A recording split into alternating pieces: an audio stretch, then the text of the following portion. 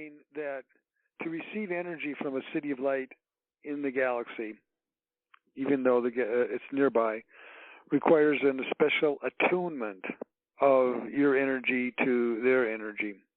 And in many cases, the attunement is complicated. Part of the problem is that on their end, that is on the Planetary Cities of Light and the galactic city or galactic planet, needs to find ways to lower their frequency so it can interact with your frequency.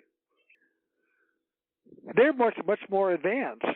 Now, I believe that it would be beneficial when a city like yours wants to make that connection.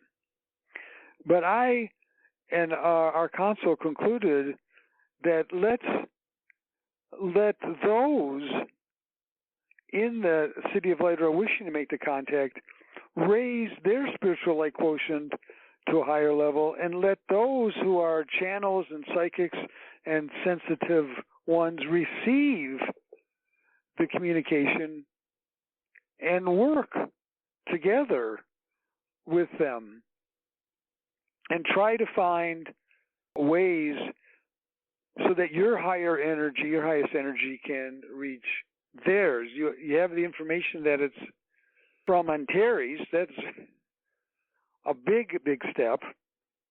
And I'm sure that there are people in your group who have starseed heritage from Antares.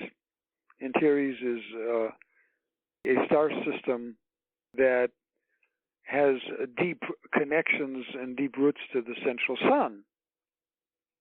I'm very convinced that you can receive the name.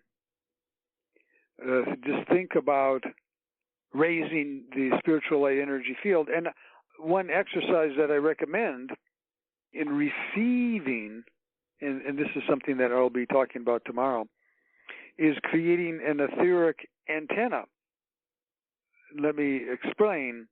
So you may have seen some of these antennas that are used by SETI, searching for extraterrestrial life investigations or something like that. But anyway, there were special radio telescopes that had these huge dishes, and the dishes have multi-purposes, but it's all focused on receiving. And you can imagine that you need a giant dish to receive signals because they're so faint. And the larger your antenna, the larger the dish is, the greater will be the gain, which is the way of describing how you can strengthen a weak signal so that you can hear it and understand it. And the exercise for the etheric antenna and the Planetary Cities of Light takes advantage of this explanation. So let me describe it more in detail.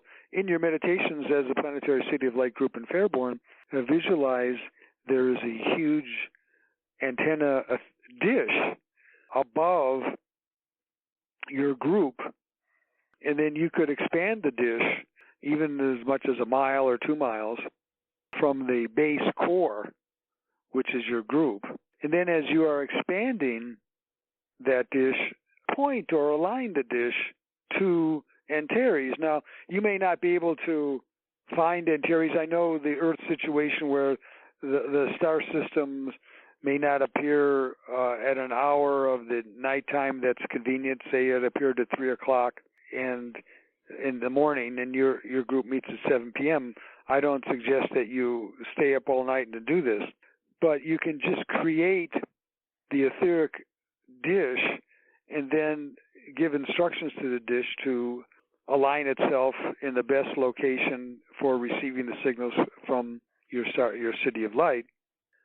And since we're dealing with spiritual etheric energy, that command will do that. And you can visualize, for example, that the antenna is on a pole that goes upwards from your home out into, let's say, the geosynchronistic orbit, which I think is 26,000 miles above the Earth. And what you can do then is then orient it, give the command orient this dish so that it is in alignment for the best reception for Antares.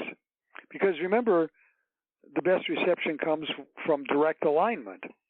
And then using that method, begin to receive, in a meditation, you'll begin to receive the information.